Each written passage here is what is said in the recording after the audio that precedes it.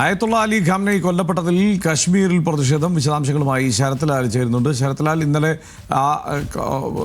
ആക്രമണം ആരംഭിച്ച ഘട്ടത്തിൽ തന്നെ പ്രതിഷേധം കണ്ടതാണ്.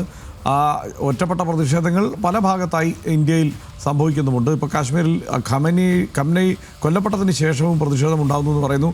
എന്താണ് വിവരങ്ങൾ?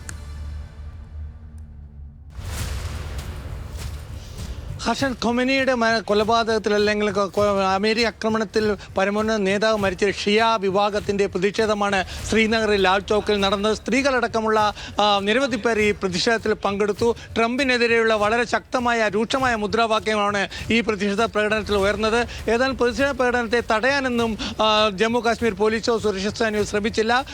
സമാന്തരമായ പ്രതിഷേധത്തിന് അനുമതി നൽകി എന്നുള്ളതാണ് നമുക്ക് ലഭിക്കുന്ന വിവരം. ഏതായാലും വളരെ വലിയ ഷിയ കമ്മ്യൂണിറ്റിയുടെ ഷിയ വിഭാഗത്തിൻ്റെ ഉള്ളിലുള്ള ഒരു പ്രതിഷേധമാണ് ശ്രീനഗറിൽ അണപെട്ട് ഒഴുകിയത് എന്ന് പറയേണ്ടി വരും. അതുപോലെ യു പിയിലും ഷിയ വിഭാഗത്തിന് കാര്യമായ ജനപ്രാതിനിധ്യമുണ്ട്. ഷിയ വിഭാഗത്തിൽപ്പെട്ട വളരെ കൂടുതൽ ആളുകൾ യു പിയിൽ ലക്നൌവിലുണ്ട്. യു പിയിലും പ്രതിഷേധങ്ങൾ അങ്ങങ്ങ് പ്രതിഷേധങ്ങളുണ്ട് എന്ന വിവരങ്ങൾ ഇപ്പോൾ പുറത്തു വരുന്നുണ്ട്.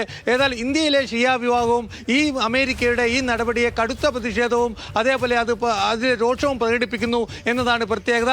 ഏതായാലും ഖൊമേനിയുടെ കൊലപാതകത്തെക്കുറിച്ച് ഇന്ത്യൻ സർക്കാർ ഇവരെ ഔദ്യോഗികമായി പ്രതികരിച്ചിട്ടില്ല. പ്രതികരണം അല്പസമയം കൊണ്ട് ഉണ്ടാകുമെന്നാണ് നമുക്ക് ലഭിക്കുന്ന വിവരം. 11 മണിയോടുകൂടി ഔദ്യോഗികമായി പ്രതികരണം ഉണ്ടാകും. എന്നാൽ ശ്രീനഗറിലെ പ്രകടനം ഷിയ വിഭാഗക്കാർ മറനീക്കി പുറത്തു വരുന്നു എന്നതിൻ്റെ സൂചനയാണ്. തുടർന്ന് ഷിയ വിഭാഗങ്ങൾക്ക് പ്രാതിനിധ്യമുള്ള സ്ഥലങ്ങളിലൊക്കെ ഇത്തരമൊരു പ്രകടനം പ്രതീക്ഷിക്കാം എന്നുള്ളതാണ്. ഏതായാലും ഇന്ത്യയിലെ ഇന്ത്യയിലെ ഇസ്രായേൽ എംബസിക്കും അമേരിക്കൻ എംബസിക്കും കനത്ത സുരക്ഷയാണ് ഏർപ്പെടുത്തിയിരിക്കുന്നത്.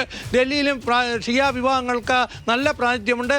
അതുകൊണ്ട് തന്നെ ഈ റോഡ് ചാണക്യപൂരിലെ ഈ റോഡുകളിലേക്കുള്ള ഗതാഗതം പരിപൂർണമായി കൊട്ടിയടച്ചു എന്ന് വേണം നമുക്ക് പറയാൻ.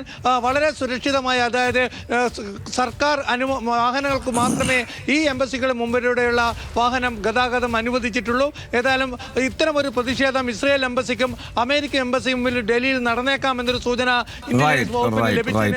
ശരത്താണ് വിവരങ്ങൾ നൽകിയത്. ഇപ്പോൾ വീണ്ടും ഇറാൻ ആക്രമണം ആരംഭിച്ചിരിക്കുന്നു